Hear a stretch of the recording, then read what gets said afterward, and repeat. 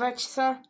Нито не съм облечена, нито нищо, но понеже реших да ви покажа как си слушавам пъпките на лицето. Тук, там. Тук можете да се изсъхва и да, като цяло.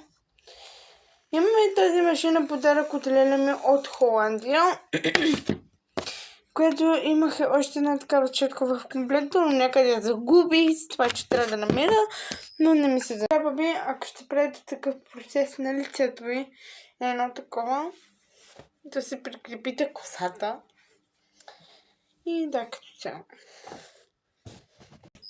Ще използваме тези 2 маски.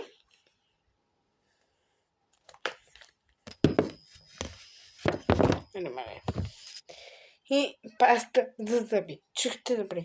Паста за зъби. Първи взимате черна маска, ако имате. Нанасяте само в носа. Ето, така. Държи съм много взимала. Но е така. И чакате да изсъхне. Направо мирише на някакъв спирт. Маска, която ще използвам за ченето ми. И по-точно чили. Тя е като паста. Това че. Да. И маза. Мирише странно. Тези маски са на много години. И да. Използваме ето тези масажьори за лице, което ще ви разкажа по-нататък за тях. Да, чакаме. Хора. Изсъхна тази маска и другата и заваждам я. Се връща. Извадих другата в първата, сега втората маска. Да отивам да измия с вода. Ето измих си лицето. Сега.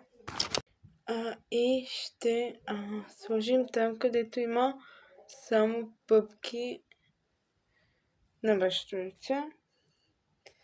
Ето маската, хора, която си направих от паста за зъби. За самия лицето и направо плаче, куркадива си сълзи, може да видите.